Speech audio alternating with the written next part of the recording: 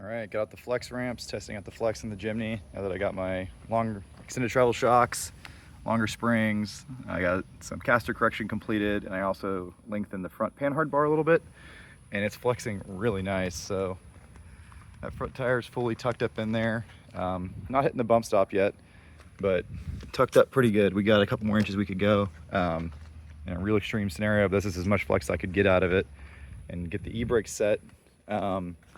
I did trim these right here so they can tuck better in the back, but yeah, that's flexed down pretty far. So I'm getting pretty close to full down travel. But I'm not quite getting to the bump stops, but it's still tucking the 32-inch tire very nicely. Pretty sick flex for a little tiny, narrow, lightweight truck. The spring still has some pressure on it, but the tire doesn't have much.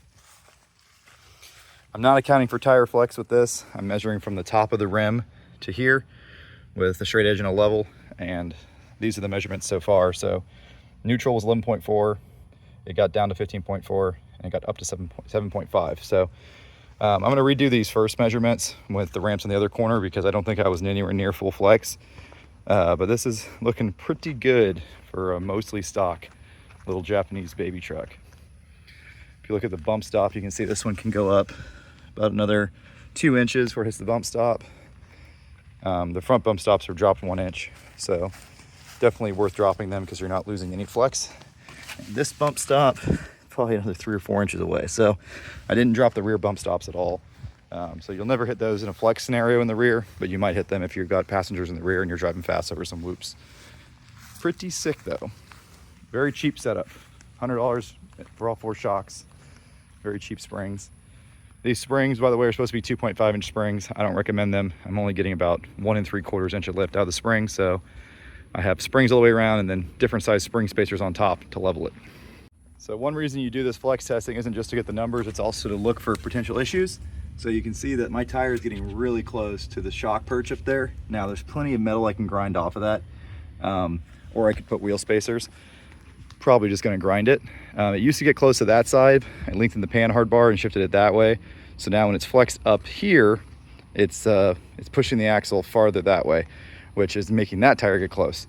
So I got to look at it in the opposite scenario, but that's the one area I do see right now that I need to improve on. Everything on the rear has plenty of clearance now that I trimmed the bump stop brackets at the top and stuff. So got to look for stuff like that when you're flexing. Here's the opposite cross axle scenario. It definitely flexes better with the driver front wheel up for some reason.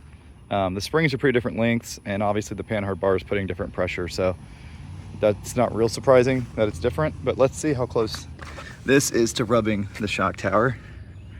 Yeah, it's a little farther than the other side, but still pretty close. So before I did the panhard bar, that was the really close side. So either need to trim the shock towers or do wheel spacers. Trimming is obviously cheaper, so that's probably what I'll go to. But eventually I think I'll probably put a set of 1-inch wheel spacers all the way around on this thing. Yeah, a little bit less flex in this direction, but still plenty of clearance everywhere. So that's all good.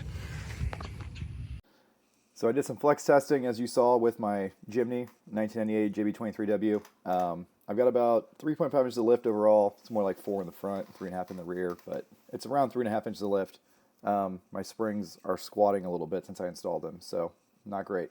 But it does have the caster correction, the front panhard bar lengthened, and this is flex measuring actual suspension travel. This isn't including frame flex or tire squat. It's just measuring how far the wheel moves relative to the fender.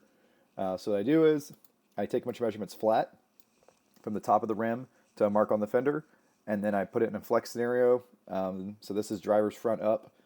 This also means the passenger's rear was also up on a ramp, right? It's cross axle flex. And I measure the deltas once it's flexed, and then I subtract, take the absolute value, and that gives you how much each wheel changed by driving on the corner travel index ramps. Pretty simple. Total it up right here. Front flex, rear flex with the driver's front up. That corresponds again to the passenger rear up. And then I add those together for total flex in that scenario. So you can see that my truck, like I said earlier, was pretty obvious. It flexes a lot better with the driver's front wheel up. So try to dig into that a little bit more. I broke it down into up travel versus down travel over here. So with the driver's front up, you see it's very symmetrical. We have the same amount of up travel and down travel.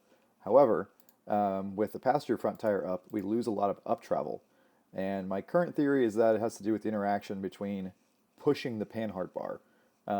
So for instance, on the passenger front tire, that's where the panhard bar hooks to the axle. So for the axle to go up there, it's kind of pushing on the panhard bar, and maybe that's adding some weird, resistance or twisting of the bushings and stuff. I'm not really sure. But regardless, big takeaway is this is a huge amount of flex for such a small, narrow, short, light wheelbase vehicle. It's awesome. And if we compare it to my GX460, which I have, 10 times more money in, maybe more than that, 12 times more money in. Extended travel, Dobinson IMS shocks, long travel, Dobinson rear shocks. It's a killer setup, a lot of money in it, and the front of this little Jimmny flexes better than the front of my Lexus.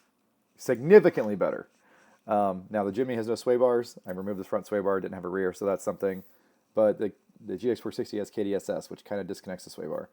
Obviously, the rear flex is great on the GX460 because it's a solid rear axle in the rear, and it's got very long shocks. But the amount of travel I'm getting out of this little truck is outstanding, and it's a lot more level flex, right? So 8 and 8, or excuse me, 8 and 8.5, and then 7 and 7, right? Whereas over here, it's 5.5 and 13. So it's a lot more balanced setup because solid front axle is just so freaking superior.